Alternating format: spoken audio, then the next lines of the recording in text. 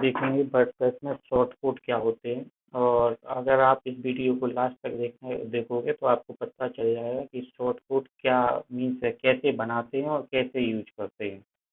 चलो पहले डेफिनेशन देख लेते हैं।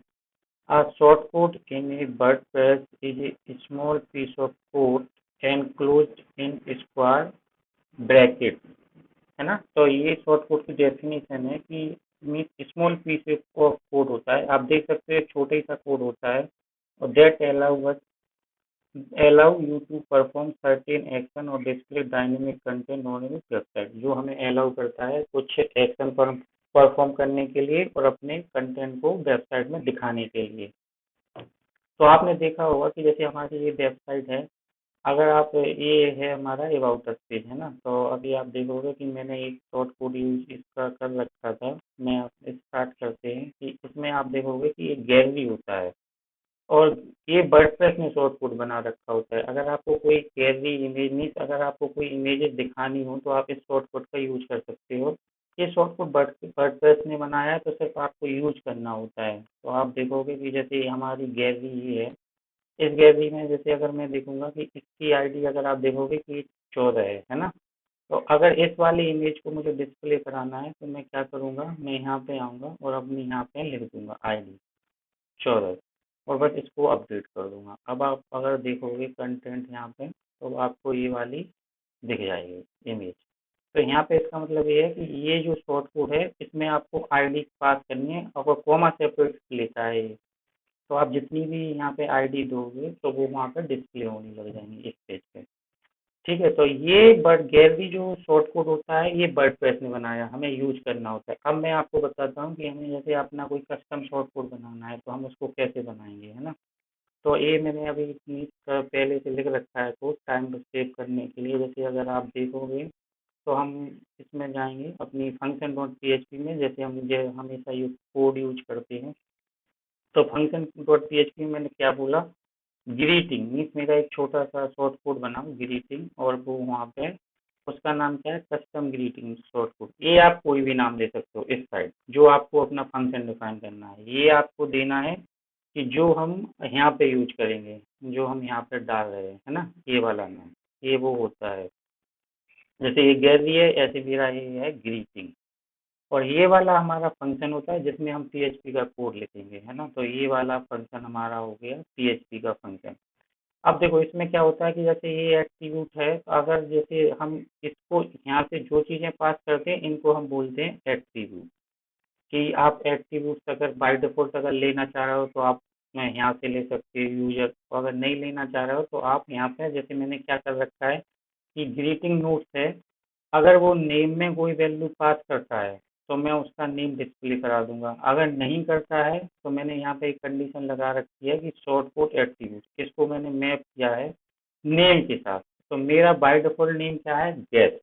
ये देखो default value for the same attribute. और फिर उस नेम को मैंने एक्सेस किया और यहाँ पर डाला है। अब हम इसका यूज करके देख लेते हैं। ये छोटा ही सा शॉर्ट कोड है और इसका रिटर्न, हाँ और एक चीज़ और इसमें इम्पोर्टेंट होती है कि शॉर्ट कोड हमेशा हमें रिटर्न कराना चाहिए। अगर शॉर्ट कोड में ई को मत कराओ तो बंदा कई जगह कई बार एरर जनरेट कर देता है। तो कोशिश करो कि शॉर्ट कोड में हम रिटर्न वैल्यू जरूर कराएं, है ना। ये आपका मेन बस यही होता है कि कई बार डेवलपर क्या करते हैं कि उसको रिटर्न ना करा के ई को यहाँ पे लिख देते हैं और फिर वो शॉर्ट कोड एरर जनरेट करने लगता है। तो बस वो आप मत करो।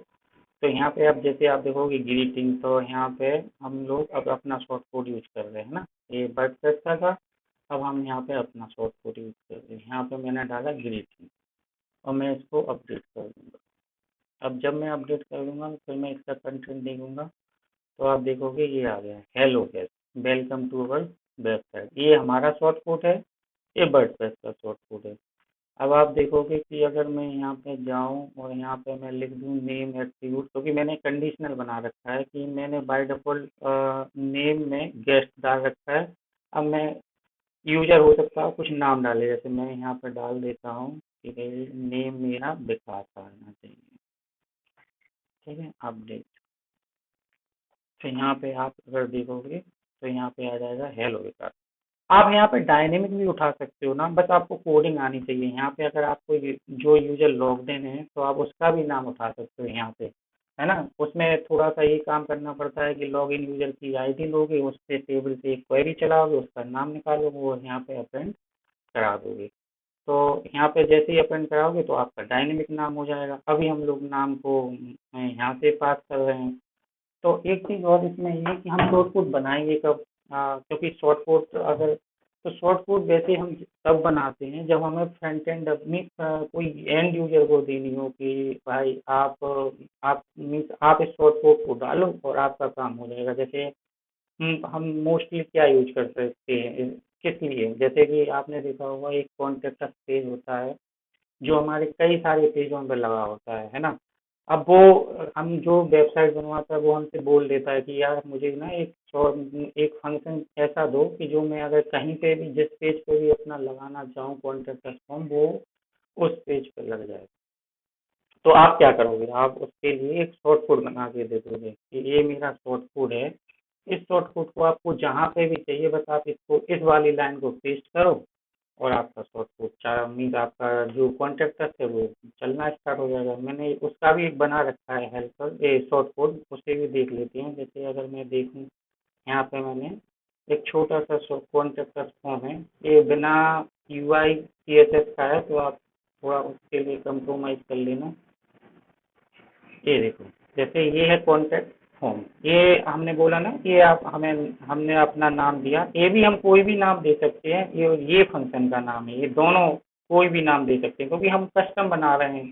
तो कॉन्टैक्ट मीन्स कॉन्टैक्ट फॉर्म हो गया और ये हमारा फंक्शन हो गया जो हमने पीएचपी का कोड लिखेंगे। अब ये देखो यहाँ पे अभी मैं प्रिंट आउट बंद कर देता हूँ, आप देखो कि मैंने क्या किया कि ये पूरे वाले फॉर्म को एक वेरिएबल में बाइंड अप कर रखा। मैंने इको नहीं कराया, अदरवाइज क्या होता है कि कई जगह ये एरर देता है। तो आपको जो भी काम करना है आप स्ट्रिंग में इसको कॉन्केट कर लो और उसको लास्ट में एक वेरिएबल में उसको रिटर्न करा दो। तो ये देखो मैंने ये वाला पूरा फॉर्म बनाया है, आप देखोगे कि ये मीन्स नेम है जो यूज़र डालेगा, ईमेल है वो टेक्स्ट फील्ड में यहाँ डालेगा, मैसेज डालेगा और वो सबमिट करेगा। ठीक है, तो ये कॉन्टैक्ट फॉर्म हो गया। अब मैं यहाँ पे जाऊँगा अपनी वर्डप्रेस की साइट पे। अब मैं एक ही केवल यूज कर रहा हूँ।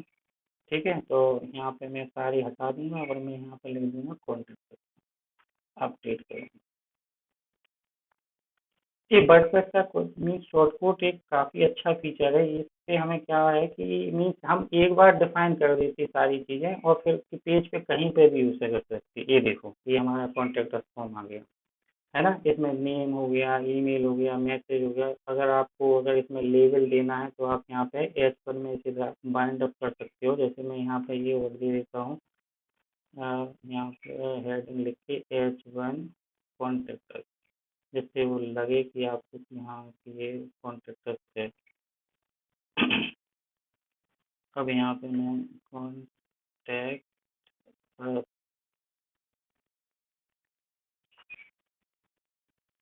ठीक है। तो अब आप इसको रिफ्रेश करेंगे डायरेक्ट, क्योंकि हमारा फॉर्म तो वही है। जैसे ये है कॉन्ट्रैक्ट, ये टाइटल आ रहा है पेज का और ये हमारा आ रहा है कॉन्ट्रैक्ट का, है ना। तो हम ये भी टाइटल हटा सकते हैं या किसी भी पेज पर डाल सकते हैं। इसी वजह से मैंने टाइटल नहीं डाला था कंफ्यूज होने के लिए, कि आप कंफ्यूज ना हो जाओ। तो ये कॉन्ट्रैक्ट हमारे शॉर्ट कोड से, मतलब इतना वाला सारा पार्ट हमारा कहाँ से आ रहा है, शॉर्ट कोड से।